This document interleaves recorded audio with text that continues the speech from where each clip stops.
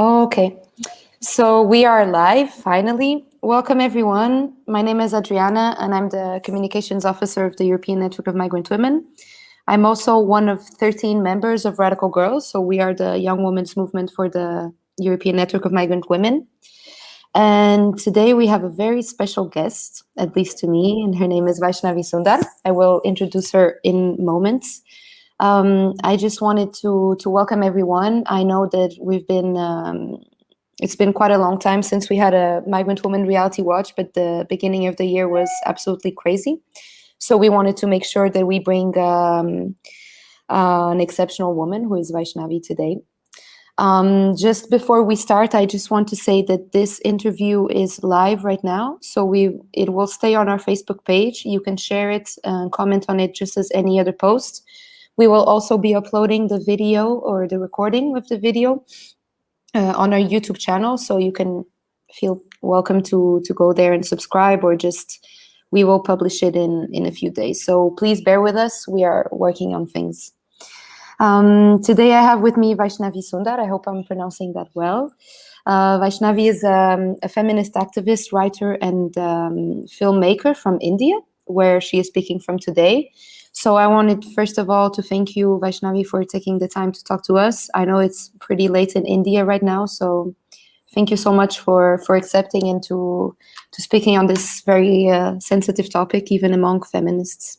Welcome. Thank you very much. Thank you for having me. We're delighted to do so. So yeah, we don't have many people watching in, but normally it's just like this. People will start sharing, and then more people will watch. But I'm happy that this is being recorded and it's going to be just of public utility later on. So yeah, first I wanted to ask you if you could describe yourself. I always give the women that come here the opportunity to describe themselves, because I don't like to describe other women without them. So yeah, if you could present yourself in a few words to the audience that is watching us. Sure. I'm Vaishnavi. I taught myself how to make films, and I've been making films for the past 6 to 7 years. I mostly make films that center women, and in the recent past, I have been taken in by the politics of radical feminism in a way that I have now decided to entirely dedicate all my work, be it writing, be it film, with radical feminist politics in mind. Aside from making films, I do a bunch of on-ground activism here in Chennai, the city that I live in as well, where I try and connect women with, provide them assistance with legal help, provide assistance with some form of information they might need for women in distress and things like that. So this is what I do full time. I used to have a job back many, many years ago. I really couldn't carry on doing what I was doing, even though it was great and I was traveling all over the world and things like that. So now, even though life is extremely modest, just the way I want it to be, I think finally I find myself to be in a place where I could call it home, and happy to do whatever it is that I'm doing right now. Thank you for that great introduction. Actually, we invited Vaishnavi to be here with us today because of her feminist politics, but mainly because of the documentary that she just launched, which is called Dysphoric: Fleeing Womanhood Like a House on Fire. I really love that title because I relate to it quite a lot, and I'm sure that many women who are watching us relate to that. So yeah, before we delve into that documentary, which addresses the effects of gender identity on women and girls worldwide, not just here in the global north, which I think is very innovative, and we will see why later on. But first I wanted to ask you, because when I first heard about you, you were not filming this documentary that has just launched. You were filming a previous one on sexual violence in India. But eventually that documentary was censored. I'm very happy, of course, that we have Dysphoric to watch in these days. But I would have loved to see as well your other documentary. So I would just ask you, what happened to your first documentary, and how come we have a different vision or a totally different theme today. This documentary that you're talking about was my previous project. It was on workplace sexual harassment, not sexual harassment overall, but exclusively at workplace that women face. And the reason I decided to make this film is because just a few years before that, a law was passed which claimed to provide redressal for women and provide safeguarding measures in case they find themselves to be in a situation where they were sexually harassed at workplace. Now, the policy, the act that got passed had a lot of different gaps and loopholes, because when they defined workplace, it was a little odd, because I'm a freelancer, I'm out on the road filming something, that is my workplace. So they weren't taking into account these, unorganized sectors. They weren't taking into account women that do, say, farming or manual scavenging or construction labor and things like that. So that sort of drew me into this act to see if I can elaborate on it and see if there can be a way in which we can make this act better for women across the board, not just organized sectors where women work in, air-conditioned offices, but also, women across the board, every working woman possible. So it was supposed to be, a tiny little 10-minute, 15-minute documentary where I explained the act, and that was about it. But then when I started researching, the project just kept getting bigger and bigger. The film was done, and I was supposed to screen it in New York in an organization that got in touch with me wanting to screen it because they claim to be a grassroots organization themselves. So they wanted to screen it to the diaspora, Asian diaspora over there, so they get a sense of what really is happening in India. Because even though you're Indian and if you're living abroad, you do not have the actual picture of what goes down in your own home country. So they wanted me to come over, screen the film, and have a conversation with me. But just about a week before the screening was supposed to happen, somebody went through my Twitter and found transphobic tweets, and they didn't want to have anything to do with me. Now, the reason why this cancellation was a little heartbreaking was because that was, in my mind, I was thinking of that as a stepping stone, an opportunity for all the women that worked in the project, for the women that spoke in the film, in a way that, perhaps there could be organizations abroad that are willing to support them financially or emotionally or in whatever way. So this was basically a foot in the door for me for opportunities that I didn't know what it could be, but then I knew that there was a potential there. They basically pulled the plug on it. I was also very eager for my crew members, the cinematographer and editor, to have this as an opportunity where they could connect with other filmmakers across the world, because I believe my editor for my previous film is German, and my music composer was Swiss American, and I had an intern who was American, and we all collaborated on this project. And I know now that borders don't matter. So this New York screening was also supposed to be one of those avenues where these women get more opportunities, because some other filmmaker might see their work and think that they want to work with this particular technician. So I was thinking this would be an opportunity for so many different women that are associated with this project. So basically they pull the plug on it. Not just that, they claim to be grassroots organizations where they are acutely concerned about women belonging to the unorganized sector. But just because I made some tweets, which I have since not deleted, and I will never delete them, because that's what is my truth. I believe in it. I tweeted saying men shouldn't be allowed in women-only spaces, and that sort of triggered them in some way. And they claim that because they have this policy where they are very pro-trans, although I still do not understand what this film had to do with it, because my film wasn't about transgenderism at all. That really bothered me for a while, because you hear people getting cancelled every now and then on Twitter, but then when it happens to you, it's a completely different experience. You feel, I felt really dry in my mouth. I read it, and I read that email again and again. It just didn't make sense, because you're thinking, but this film has got nothing to do with it, and I just said I'm putting women first. Am I doing wrong? Is this some sort of a weird gaslighting mechanism where you're starting to think, if you've done something wrong, we're really just starting to introspect if maybe you should reconsider what it is that your politics is. That went on for a few days, and it really bothered me. But then there was no way I was going to not put women first in my projects or in my politics, or be it in social media as well. So I carried on with it. I wrote about it, and that not that it changed anything, not that they apologized or anything like that. It just they only canceled me more, because a lot of organizations that I write for, be it about cinema or feminism, etc., also stopped commissioning projects to me. And some of them even said that indirectly from their personal email, that this is the reason why they will probably not work with me anymore. But they would say all kinds of lies, like, the website is under construction or something like that, although that they're just producing work back to back. That affected me in a way that it's one of those things where they try to, it's like a spring. You try and press it and you take your hand off, it's just going to bounce, right? It's just going to come back in with much more strength. And that's something similar happened to me. They tried to silence me, and I believe that was perhaps the worst thing that they did, because not only have I gone ahead and made this new film, but I have now this renewed rigor in me, that I feel like I'm absolutely not afraid of anything at all anymore.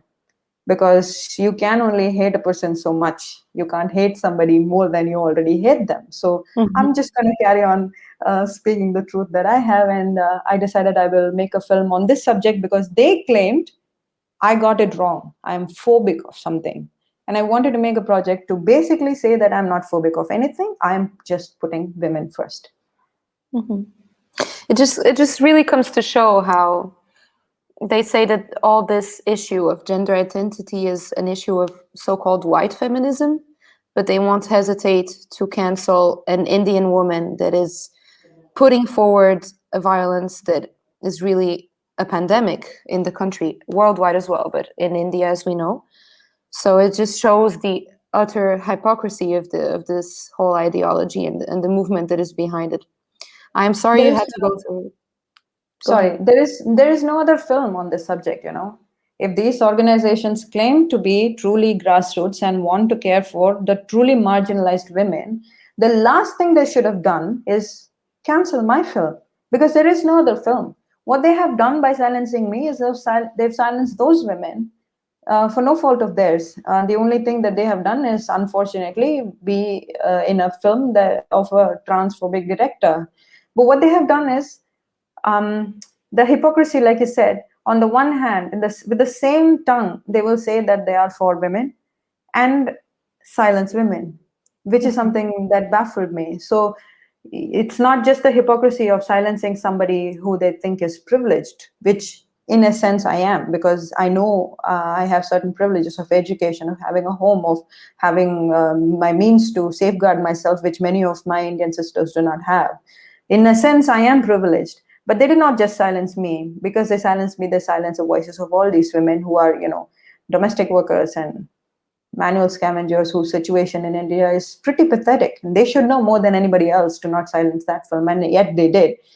So that angered me beyond my imagination, and that's why I dig myself into this hole for the past 11, 12 months, and I came out, and this film is ready.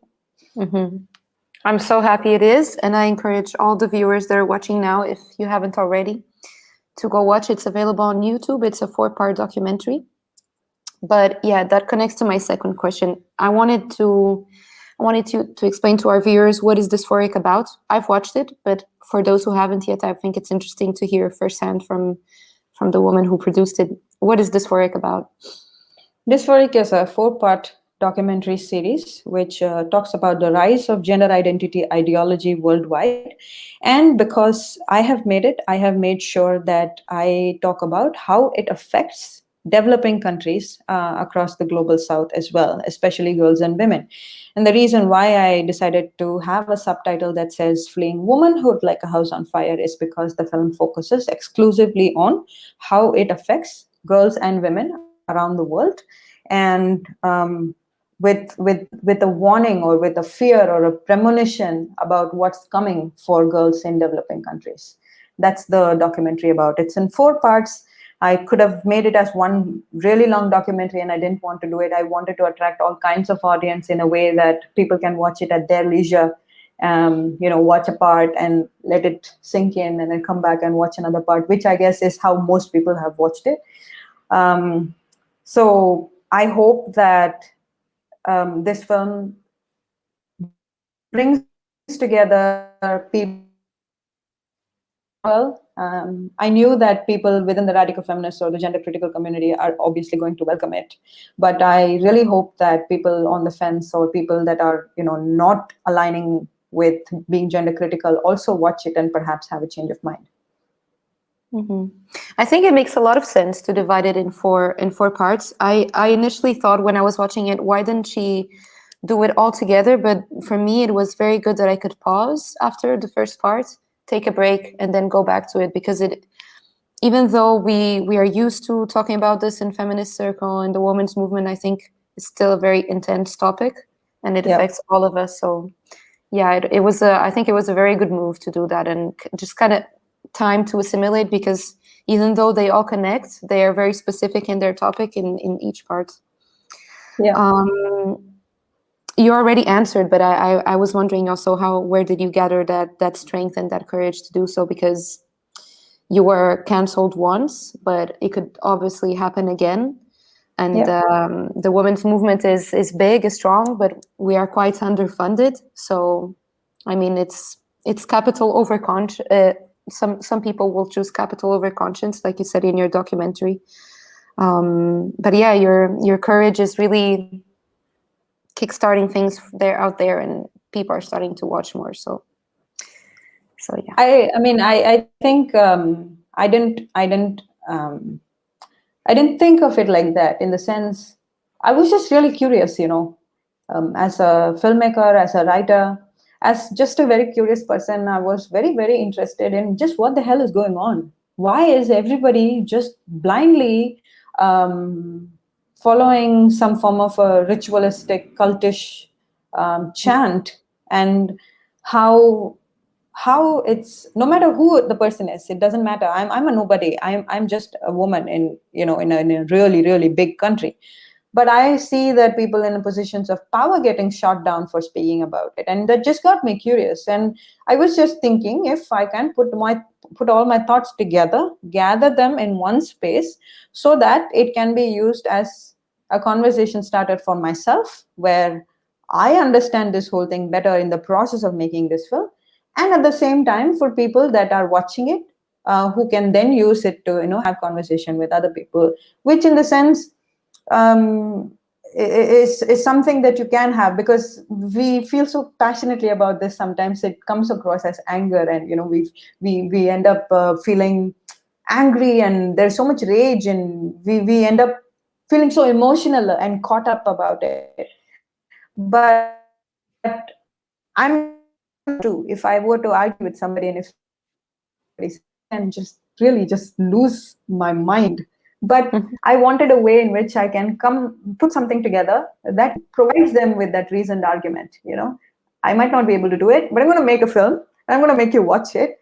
That will be my conversation with you. So I didn't think much about strength, or I didn't think much about courage or anything. It's just my curiosity. And if I were to get canceled even more, then so be it. That's part of the story, and will probably be part of the story that I say next. Life goes on. You can't stop people from their madness. You can't have another person's free will. You have control over your own free will. So I didn't think much about, what's going to happen. I was definitely a bit anxious during the time of release, or whether there will be backlashes and things like that. I definitely was anxious, but I still was not going to make this film. I was going to put it out regardless of how I was feeling, and I knew somehow the universe will average itself out.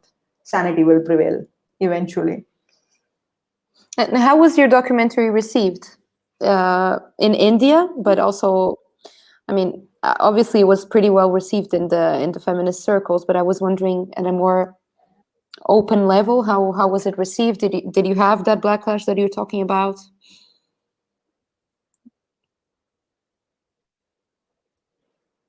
Yes. There isn't so much a backlash, but I still think it's very early right now. People will eventually come around to it and want to tarnish the film, say that it is doing something that it didn't do, or claiming that I am somebody who I'm not, and all those things are about to happen very, very, very soon. But there has been no per se political backlash, or something similar happened to me on Twitter back when I was claiming during the cancellation that men are not women. There was a lot of trolling and abuse back in that time, and I guess most of those people have cancelled me or something. I don't know, but because in India, so many things are happening right now. There's just so much crisis. Perhaps people haven't yet paid attention to it, but they will eventually come around to it, and there will be more backlash. On the positive side, though, complete strangers have written to me, and my friends who until now have only heard about me ranting about it and not fully understanding how serious the situation is, because they could just perceive this as something I'm feeling very strongly about. They still didn't understand how deep the issue is. When they watched it, they could really go back in retrospect and understand why I was feeling so emotional all along about this issue and how it directly concerns women's rights. Now they understand it, and when they talk to me about all those days of madness where I was just raging to my friends, some friends who are still there, many of them have gone. So they now understand how deep a situation is. And aside from people who are are directly affected by it, be it women or homosexual girls, men are also looking at this film and finding it as a way to understand their position in our society. This film also sort of puts them in a spot to make them realize that we don't live in an equal society, and in India especially, what their position is and how their ignorance about their privilege can cause a lot of damage to girls and women. So that also became a conversation starter for them about, equality of the sexes. So in a way, the film sort of catering to different kinds of point of views, which is very heartening, actually. Mm-hmm. I think that is made very clear. I'm not sure if it's in part 3 or part 4, but you interview this man that used to be in the Labour Party, and he was in the House of Lords, if I'm not mistaken. Yeah. And he was absolutely shocked that he himself had to resign. It was his personal decision, but I think it's very clear in that sense that it affects both women and men, of course, at different levels. But when it comes to being outspoken about it, there's definitely also a big weight on men that are critical of what is happening. And I think that's very, very much shown in your documentary, and also with that health professional who is a man. And so I think that's just fantastic. That, I mean, it's sad that we have to go to these extremes for them to understand. But I'm happy that there's a kind of comprehension that is not, again, those crazy feminists bragging about something else once again.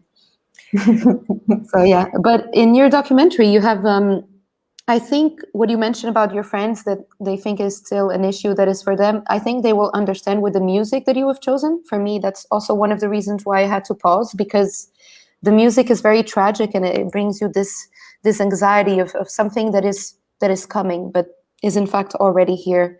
So do you mind expanding a little bit on the music that you chose? Yeah, of course. So my composer, Jessica MacDonald, is based in UK, and she's a cellist. She played the cello and she composed the whole thing. We had conversations on video call, and that is how we worked. We've never met each other before. She wrote to me when I had made a request online saying I'm looking for music composers. I was a little skeptical about basically anybody writing to me, because if they were in fact understanding my politics, it would be a lot easier for me, right? Because I don't have to explain to them, or somebody coming on board who's a really good musician and then thinking, oh my God, I'm making a transphobic film or something like that. So it worked out really well for me, the fact that Jessica herself is a radical feminist and is understanding of the urgency of this matter and things like that. Now, with regards to music, I was very keen on having somebody who knows how to play cello as their primary instrument, to be the primary music for my entire documentary. Cello, personally, I just love that instrument. There is just this bias I have with violins and cello. Almost all my projects have those instruments. But this one, cello has this tendency to create some sort of an urgency, but at the same time not turn it into some sort of soap opera. Because I didn't want to, bring this effect where, in films you'll watch, somebody will cry and there'll be this music that will make you cry and then everybody's crying. That wasn't what my intention was. In fact, if you see in the documentary, nobody is feeling helpless in the project. Nobody's feeling, there is always some thread of courage and resilience in everybody that is speaking. And the music, I was hoping, would create, would sort of accentuate all the emotions that those people are experiencing. And at the same time, the important aspect of choosing not to have music in some places, that is also something a filmmaker has to, take a very good, pay good attention to, because not having music throughout the film is also not great.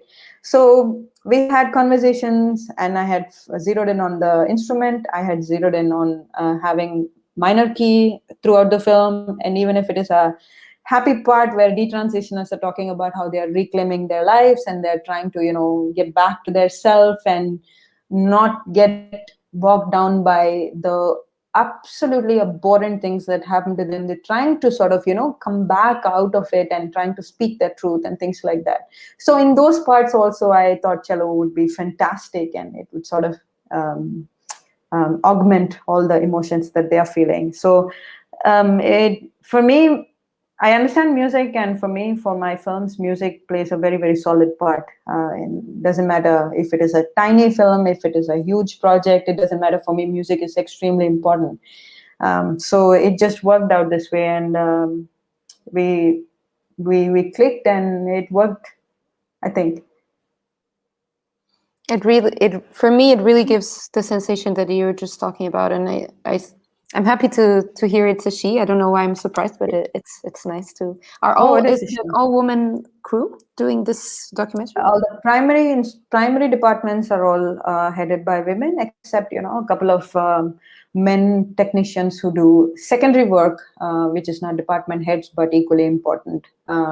It's just that you've got to bargain about having as many women as possible, and at the same time not take so much time looking for a female technician forever. I also needed to put the film out. So these are also really amazing women who, in the process of working with me, have peak tranced. So that's a good thing.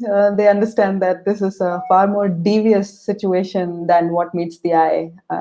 So that's a good thing.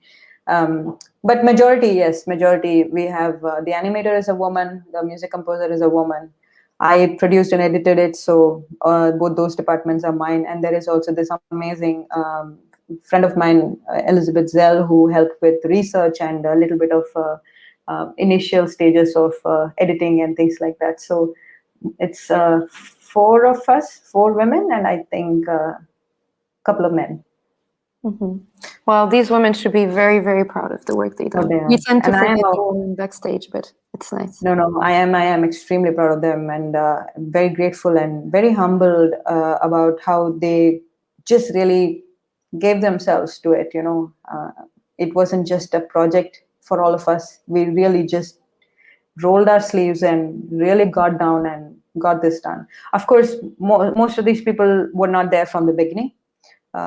They came in as and when the project was at that stage. But the moment they got on board, they have just been 100%. It's their film, and that's how I choose my crew as well. Because it's not enough that one person has this vision and another person just following instructions. These women really took it upon themselves. Their feedback was important, their time was valuable, and the way they really turned whatever it was, crazy thing inside my head, into actionable, concrete things on screen is just magic. Nothing short of magic. I wanted to connect with what you said about detransitioners, because obviously they play a great, important role in this whole topic. First of all, loved Rachel Foster. I think they're all super brave for coming in, but she has just such presence, and she's just so vivid when she talks, and was just in awe of her words. So yeah, the detransitioner, especially the women, are, I think, an actor that we forget a lot Also maybe a self-critique for the feminist movement is that I feel like sometimes we tend to speak for them when maybe we should be more in contact with those women. I wanted to ask you, because you obviously interviewed many detransitioners, if there is like a common denominator among them, or are there many similarities between their stories? Yeah, let's just start by that and then we can continue. Sure. I did talk to a bunch of them, but not all of them could be in the film for various reasons. Some of them are working, some of them didn't want to be outed as they transition just yet. And unfortunately, some of them during the course of the production got back to me far more later in time than what I hoped. So I wrote to a lot of them. Some people wrote back with interest. Some people said they can talk to me, but they will not be in the film. And another reason why I couldn't include people that chose to remain anonymous is that I'm speaking their stories and I wanted people to see them as actual real people. There is absolutely nothing wrong in being anonymous, and I understand it's not easy at all. I know, I have seen it. It's not easy at all being public about especially this particular political view. So there is no problem, and I understand. The reason why I just didn't want a silhouette or somebody's hands or somebody's profile or something speak about their experience is that, to me, I connect when I look at somebody. It's like having someone sit in front of you and having a conversation. I think somehow that's what Rachel's presence does to you. It's like she's sitting in front of you and asking you these questions. You let this happen to me. This is what happened to me.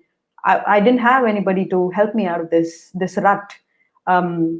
This is just so horrible. How could you let this happen to me? So when I was interviewing her, I cannot recall the number of times I broke down.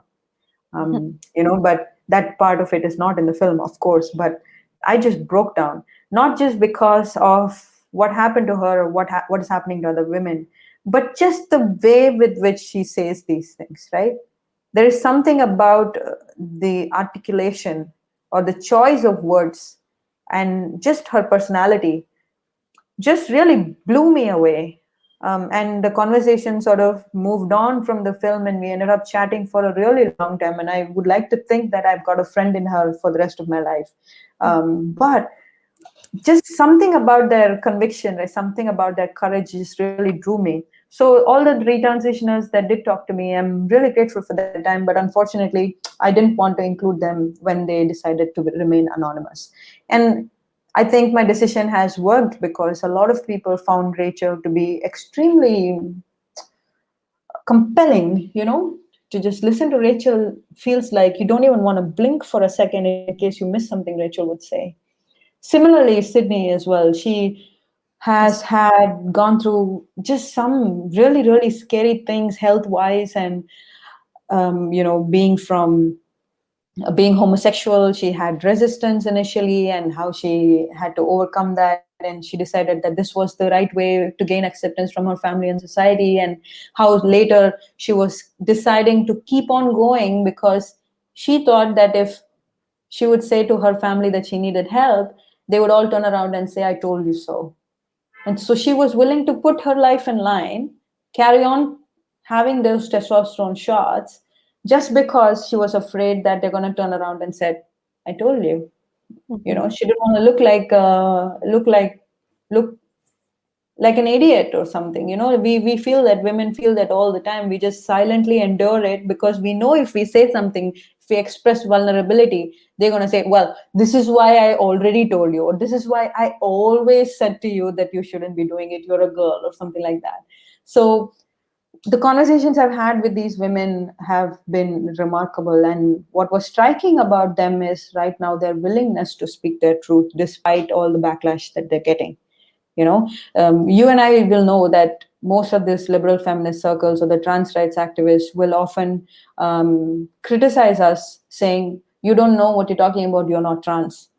And we get these people to talk about it, about what happened to them, and they still don't want to listen to them. And they say to them that, "Well, probably you were never really trans. There is something wrong with you. You thought something. It's all in your head, but this is not the prevailing experience of all the trans people. That may not be so, but isn't it important that you should pay attention to somebody's bad experience just in case it happens to you too? Even if that's the lifestyle that you choose for you, how can you silence somebody when they say that something's wrong happened to me? If anything, I would want to know more, because if I'm going down that road, I want to know what are the problems that I might get. And they're silencing these women. And that's why, like you said, it's our prerogative to give, it's not even a voice that I can give. It's there, it's theirs, it's already there. All we need to do is just, amplify it in whatever way we can, through social media or by having conversations with people or platforming them, providing them opportunities where they can speak their truth, introducing them to people where they can write about their experience, so that somebody else in that platform who subscribes to it can read it and change their mind, things like that. So it's on us to now use these experiences that detransitioners have, to beseech the public, I guess, to really pay attention to what this whole mafia is doing to our girls and women, and not just blindly fall in line with this massive agenda of profiting from women's bodies. And that is something that we know has been happening for centuries now. This is just a new way of some sort of a patriarchy 2.0 or misogyny 2.0, really. So if anything, their voices must be heard now more than ever, because it takes courage for them to actually say that, well, I did this really popular thing, and something really horrible happened to me. And even though you want me to keep quiet about it, I'm not going to.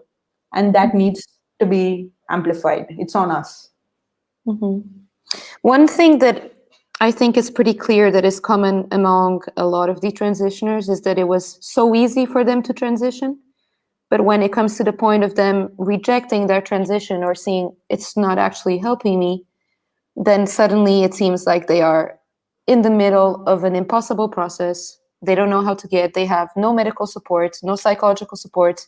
Community support is totally erased. Both Rachel and Sydney talk a lot about how they received death threats. They were scared for their livelihoods. They were scared for their physical and mental security. And I think this is really telling of the mafia, like you just said it, how it's so easy to just readily give papers in which you are in total accordance with the procedures that you're going through, but in essence you don't really understand them because they're not fully explained to you, like is the case of 𝐃𝐘𝐒𝐿 that you didn't interview, but I think that she had a very, very good reaction to your documentary. And also the sadness and the pain of the transition there. These women are totally alone, for the fact of what you said, that I told you so, to avoid that kind of reaction, but also that you're kind of seen as a traitor to a community that was once so welcoming, supposedly. Yeah, and they also face a lot of backlash within the female fraternity as well, because they are seen as traitors for having chosen to be a man in the first place, Exactly. Like how Raquel says in the film somewhere towards the end. And I thought when I was interviewing her, in my mind, I had already decided this is how I'm going to end the project. This is how I'm going to end the film, where she says, you carry on doing whatever it is that you're doing. And all these girls, all these different girls who have sort of gone astray, finding different routes for them, shunning womanhood or shunning femininity, going away in some direction, trying to find themselves, will eventually hit a dead end and come back to the movement. They will all come back. And until then, you just keep having your arms wide open and carry on keeping the movement alive, because that's the only thing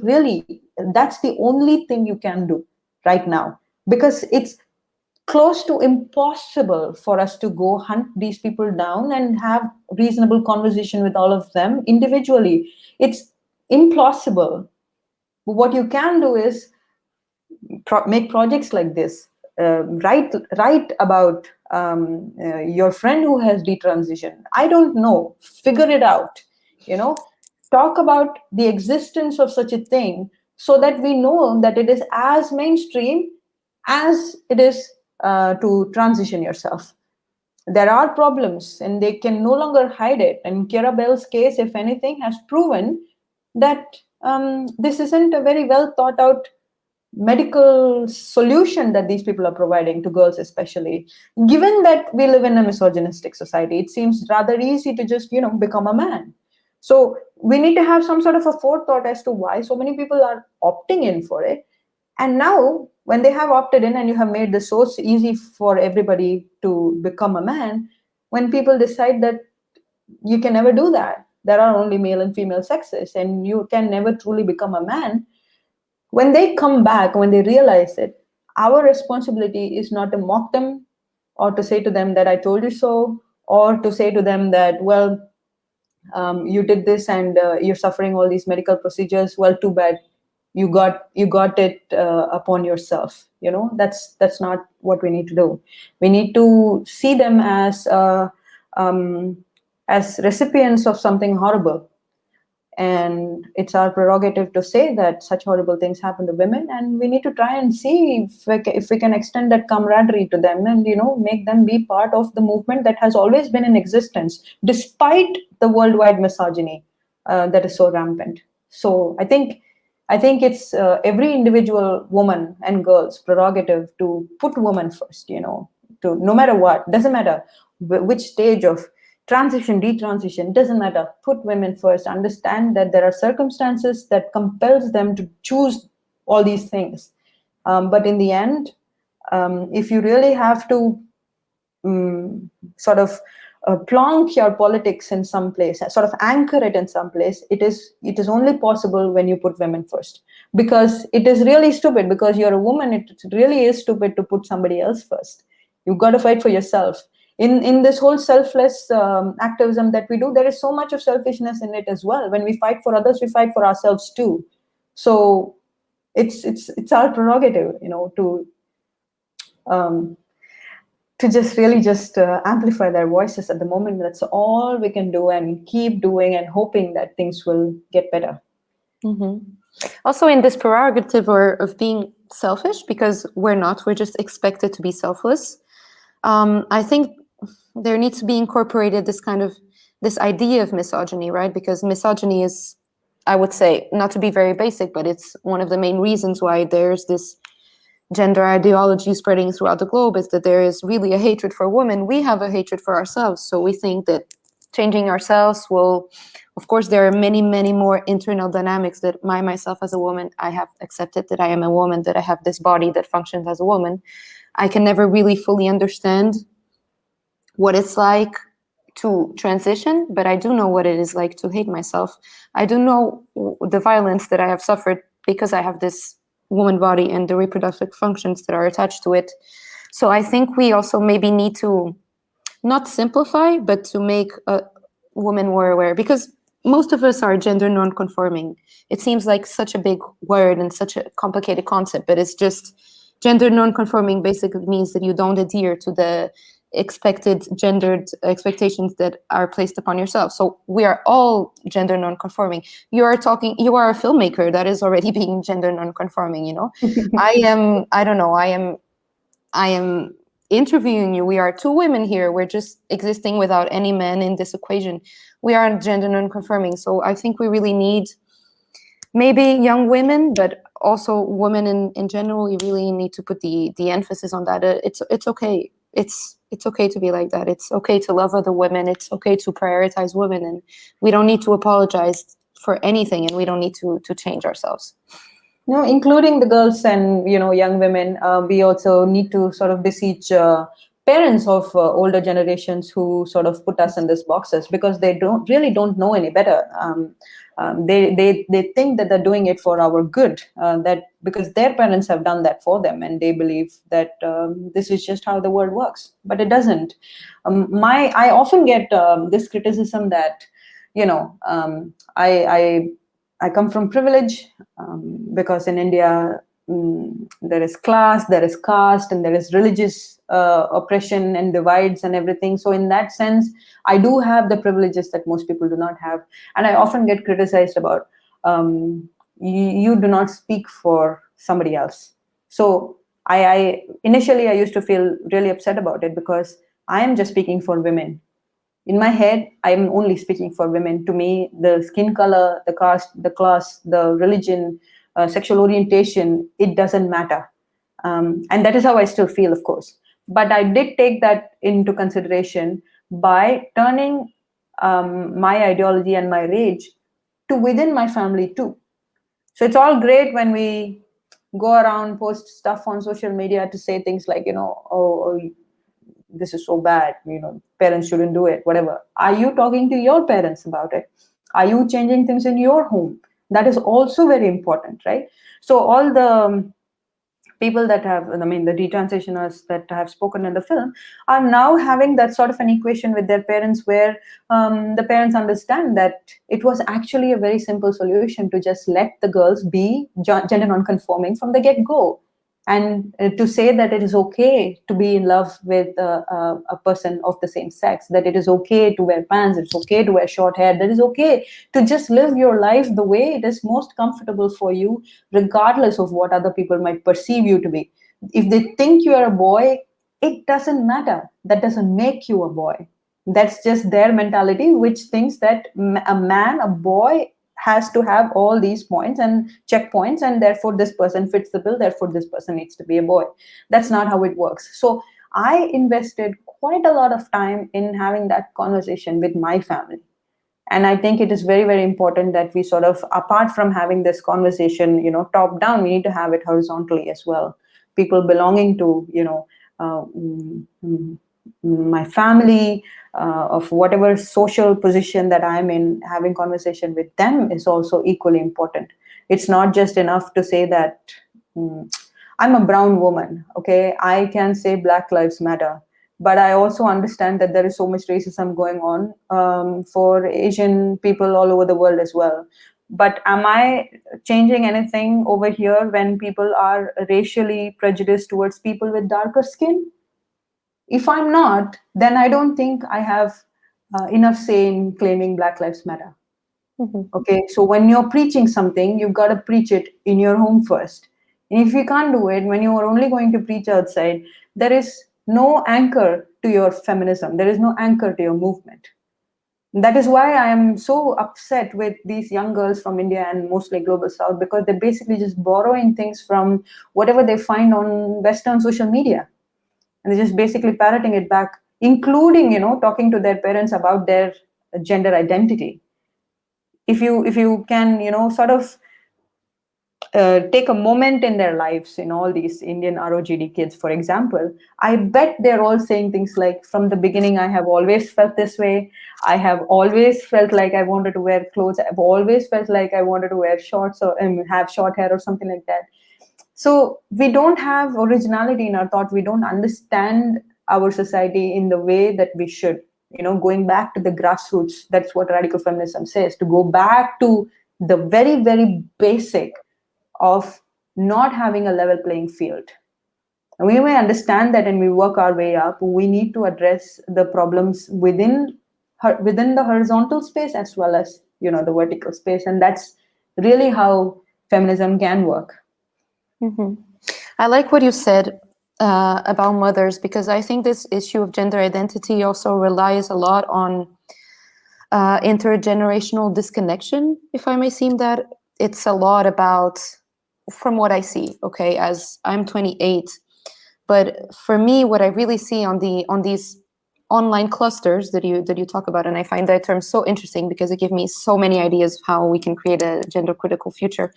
But I think that we really need to be addressing intergenerational trauma, the relationships that we have with our mothers, the relationships that our mothers have with our grandmothers, and really fix that pain, because misogyny and patriarchy are so painful, and they really do affect our relationships as women. I'm not sure, but in Spain, I don't know if the law has already passed or if it's just a draft that is about to be put into a law. But according to the new trans law in Spain, the parents, for example, you have a child that is experiencing dysphoria, as they call it, and if those parents don't indulge, I will say indulge because for me it is indulging, but at a personal level, I know it isn't, they can be taken to court and they may lose the custody of their children. And we also see, I think there's a mother also in your documentary that she's having this dialogue with her child now, and they're doing great. But before, there was this total lack of dialogue, and they don't know how to address. And her mother is just another so-called Karen, that's. And I think it's just so interesting. I think it's really one of the keys is to work on intergenerational dialogue between mothers and daughters, and really, I think it would close a lot of wounds and would really, I don't know how to say it in English, but would put a little stop to the gender identity craze. It definitely might, because most of this conversation happens because of disconnection, because the children believe that parents don't understand them. Parents believe that they can't understand their children, but it is not impossible. We speak a language, and communication is key. These feelings that these children are feeling are so natural. I felt it growing up. I felt it. I felt inferior to my brother. I felt inferior. I felt like they were treating me as an inferior whenever they were asking me to do certain chores that were designated for females and things like that. And I felt inferior when something horrible happened to me in the family, and there really wasn't a backlash as I had hoped for it to be, in the form of standing by me, or the family has basically just cut ties with me because they now look at me as a problem maker. But the key to this whole thing has and will be forever communication, because we don't know the trauma that our parents are healing from even today. We don't know what their parents put them through. And coming from a developing country like India, I can only imagine how horrible it must have been for my mother or her sister to grow up in a country like mine, where forget rights. If you come out of this alive or live a decent life without getting murdered, it seems like a big deal, because you don't get good parents most of the time, and often they don't really find good husbands, because they just find a first man and then just send them away, because it seems like a responsibility, and they have more children, so it's even more responsibility. So they're desperate to send the daughters away in marriage, and 9 out of 10 times those men end up being abusers. And she's basically lived her entire life getting abused, and now she's trying to, whatever she understands as motherhood, she's trying to do that with her daughter. And obviously there will be conflicts, but that does not mean that's the end of the world. Communication has basically changed a lot of dynamics for me, and I really just implore everybody that's watching to also have that horizontal communication. It can be your sister, it can be your aunt, it can be your mom, it can be your grandma. It's hard, but we've got to do it. We've got to keep talking it. It's not like oh, they will never understand, oh, they're old people, they will never get it. No, they will not get it, but doesn't mean we should not stop trying to make them understand. Someday they might, but at least you would have tried. Mm-hmm. It's getting late, but I still have 2 questions for you, and then I will leave you alone. I know it's late. I could talk about this forever, but I know it's late for you. You mentioned India. So for me, it's very interesting how gender ideology has permeated itself in the global South. My dad's family is from Brazil, and Brazil right now is one of the biggest clusters of gender identity in Latin America. Yeah. And for example, in Argentina, they just had the abortion law passed, but it doesn't mention women and girls even once. So we have kind of gained the super big rights at the expense of women and girls, because they can't even name themselves in Argentina anymore. I was wondering, how is the issue of gender identity in India? And why do you think it's so widely accepted? Because for me, it's just another form of colonization or neo-colonization. If you go to apply all the pronouns and how you change your words in Portuguese, for example, words don't even make sense. So it's just another form of enforcing oppressive language on a population that doesn't have the same reading levels as other countries, for example. We can't even pronounce words. So what do we do with people who have disabilities and, who have language disabilities and things like that? So for me, it's just the perfect example of misogyny and total forgetful of people's differences. But I was wondering how it is in India, and why do you think it's just so popular in the global South? If anything, it will be very popular in the global south because all this oppression that Western countries are facing, um, global south countries are facing it manifold more. So the misogyny that we experience on a day-to-day level, casual sexism, microaggressions are all 100 times more for us at our workplace, at our school, college, anywhere, university, everywhere. So I kind of empathize with girls that are thinking that fleeing womanhood would somehow give them a better position in the society. It's the ultimately the drive is to just find themselves in a space that is not oppressive. I think the drive is very, very understandable. Unfortunately, it just so happens that the corporations are using that vulnerability of ours, this existing misogyny that is prevailing, instead of countering it, the corporations are using it in saying things like, well, it does suck to be a woman. Now, if you really want to and spend a lot of money on it, you can definitely leave all of that away to other people because they are idiots and they're not spending money and becoming a man, but you can do it. So why don't you do it? And one feels desperate, and we all face different kinds of misogyny on a day-to-day basis. Probably in India, if you take for example, we don't have gay marriage legalized, although being in same-sex relationship is only recently considered okay. It's only recently considered not illegal, but we don't have gay marriages legalized even now. So I can imagine so many lesbian women, out of desperation because they're afraid their parents would get them married to a man, would opt to become a man so that they can be in a heterosexual relationship with another girl, the girl that they have always been in love with. So, if anything, all the other things that are okay in Western countries, homosexuality or living in relationship or having children outside of wedlock, all of those things are only just catching up over here. And if you've got to be in a society where you can be in a relationship and have children with somebody and not be married to them, you've got to be in a certain privileged position in a society for others to not poke nose into your life.